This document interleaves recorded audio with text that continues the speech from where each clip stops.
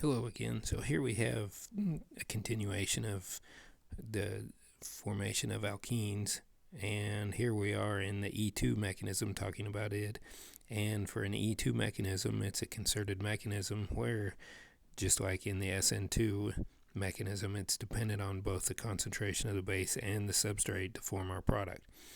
And the effect of the substrate in the substitution reactions, we learned that the SN2 mechanism was best with only primary secondary and did not react with the tertiary just because of the sterics involved. However, with an E2 elimination, we're not trying to get to this center carbon of our compound with the leaving group on it. All we're going for is one of the hydrogens on the outside edge. So the E2 elimination will actually work with a primary, secondary, or tertiary compound because it's much easier for our base to get to the hydrogen on the outside to abstract the hydrogen. So in most cases, the elimination can produce more than one possible product, and it depends on what the starting material is of what we can go for. We see in this compound we have 3 hydrogens, we have a methyl, we actually have 2 methyls out here. We'll just talk about one of them since they're the equivalent on the adjacent carbon to the carbon with the leaving group. And then the other carbon is a secondary one with 2 hydrogens adjacent to it. So if we remove one of the primary hydrogens, we get to the alkene shown here, the less substituted one. If we go for one of the secondary hydrogens up here on the top one, we get the more substituted product. And of these, this compound is more stable than this one because it has 3 alkyl groups on it. And as we see in the lower part of the problem, depending on what kind of base we have, it makes a significant impact on which alkene we form. If we have a smaller base, we get much more of the more substituted alkene, the more stable one, whereas if we have a very large base, in the bottom 2 examples, we get much more of the less substituted alkene, and that's just because of the size of the base and how hard it is to get in to one of those secondary hydrogens to grab it off to form the alkene. So the stereoselectivity of an E2 reaction, the E2 reaction prefers to form the trans alkene over the cis alkene as shown below, and as we're going along in here, we will talk about why that is as we continue along. So here in the stereospecificity of the E2 reaction, we see that we have 2 possible ways that it can undergo an elimination. In the E2, it has to be either anti-coplanar or syn-coplanar, and that's because we end up forming that pi bond between the 2 carbons, so there has to be an overlap of the orbitals forming as we go through this process. So of the 2, when we think about the base coming in, grabbing the hydrogen, forming the double bond, kicking out the leaving group, or the base coming in, forming in the syn-coplanar one, the base coming in, the hydrogen breaking off, forming the double bond, kicking off the leaving group. If we think about the charges, the base is negative in both, and the leaving group leaves as a negative. So in the first one, the leaving group and the base end up on opposite sides of the molecule. So to spread out charges of the base and the leaving group to make them as far apart, just like we did in the SN2 reaction, to get them as far apart as they can be, the anti-coplanar is the preferred reaction, the preferred conformation for an elimination. And it needs to get into this conformation to eliminate, and only eliminates syn-coplanar in very few instances where the molecule is held in a certain conformation and cannot eliminate in an anti-coplanar fashion.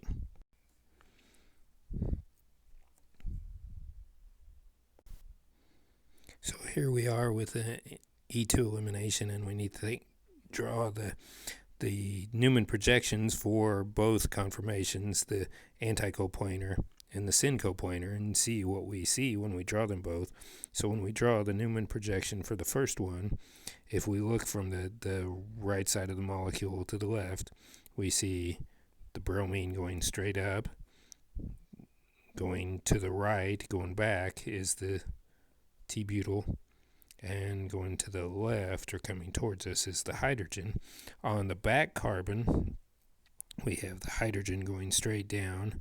We have the methyl going to the right, and we have the phenyl going to the left.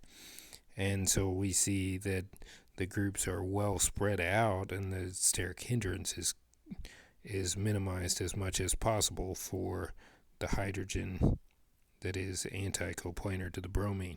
If we draw the syn coplanar one, we see that the bromine is going up off of the carbon in front. The T-butyl is going back and away, and the hydrogen is coming towards us on the left.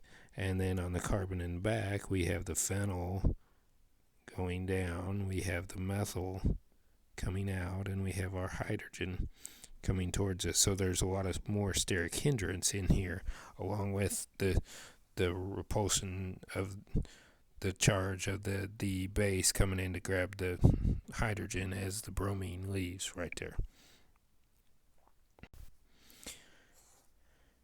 So when we look at this, we see that the best product would be with the phenyl and the methyl on one end, and the hydrogen with the phenyl on its side, and the T-butyl on the side of the methyl, which would come from eliminating the hydrogen and the bromine from the anti-coplanar conformation.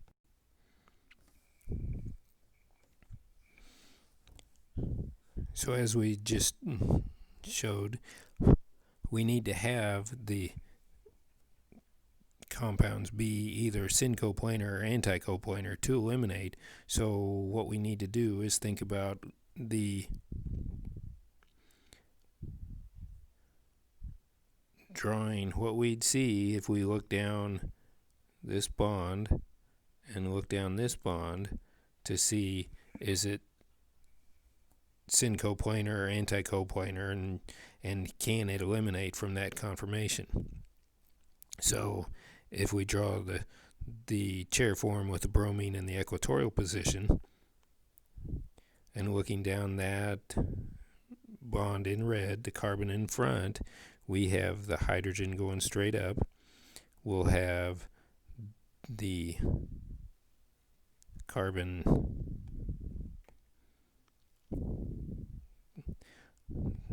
in black going off to the right, and the hydrogen going to the left as we're looking down that bond. And then on the carbon in back, we have the bromine. We'll have a hydrogen going straight down, and then we have our carbon chain, our CH2, over there. So we see that we have anti-coplanar to the bromine, a CH2, and nothing syn-coplanar to it. So in the chair form with the bromine equatorial, no elimination can occur. But if we draw what we see for the other conformation here,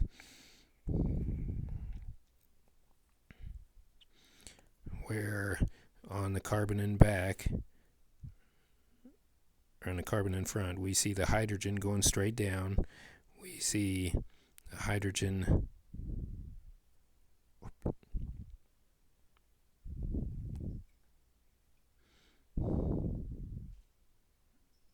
going up at an angle, and then we have our alkyl chain over here, our CH2, and then on the carbon in back, we see the bromine going straight up. We have a hydrogen going to the right, and we have the CH2 of the cyclohexane going to the left. So when we look at this one, the hydrogen and the bromine are anti-coplanar. So for it to eliminate, the bromine has to be in the axial position on the chair form of the cyclohexane to eliminate. Now on the example down problem 10, if we look at it, if we were to draw the Newman projection, we see on the carbon in front, we have, if we look at it from here, the deuterium's kind of going down, the hydrogen's up at an angle, and then the CH of the bicycle system is up at an angle. On the carbon in back, the hydrogen is going down, the bromine is going off at an angle, and then the CH of our bicycle system is off at an angle. And this, since it's a bicyclic system, it cannot ring flip, it cannot change conformations or anything, so it has to eliminate in a syn coplanar fashion. So the deuterium and the hydrogen will be left on there, and our product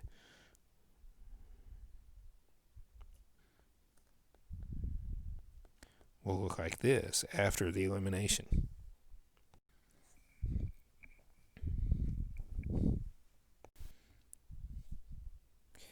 Okay, so we've already said that an E2 elimination has to go anti-coplanar to eliminate. I have drawn in the hydrogens on this compound so we can see what we need to see. Now, when we look at the starting material, we have hydrogens. We have 3 out here adjacent to the bromine, and then we have 1 on the more substituted carbon. With ethoxide, we know that we're going to go favor the more substituted alkene, so it's got to be one of these 2 as our major products. So we have to decide how are we going to get there. Now, we've said that the elimination has to be anti-coplanar between the hydrogen and the bromine, so what we need to do is draw a Newman projection looking down this bond and rotate it so that we get it into the right conformation so it can eliminate. So if we draw our starting material the way it's drawn on the page, we have going down on the carbon in front a hydrogen, going back the methyl, going up the ethyl, and then on the carbon in back we have going straight down the methyl,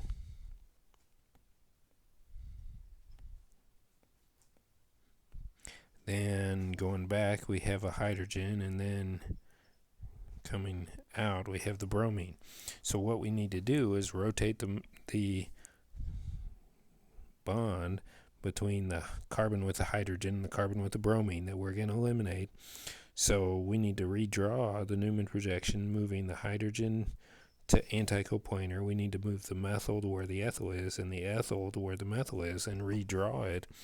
And when we do that, we didn't change anything about where the stuff is on the carbon in back, so it still looks like this. The carbon in front, we've put the hydrogen here, we put the methyl there, and then we have the ethyl there, and we see that when it eliminates anti-coplanar, the double bond has to have the methyl and the hydrogen on one end. These 2 groups have to be on the same end, and on the methyl and the ethyl have to be on the same side of the double bond, and then the ethyl has to be, the methyl has to be on the same side as the hydrogen on that side of the double bond, and the ethyl and the methyl. So the 2 methyls are anti to one another across the double bond, so our only product we can form is the second one drawn at the top of the page.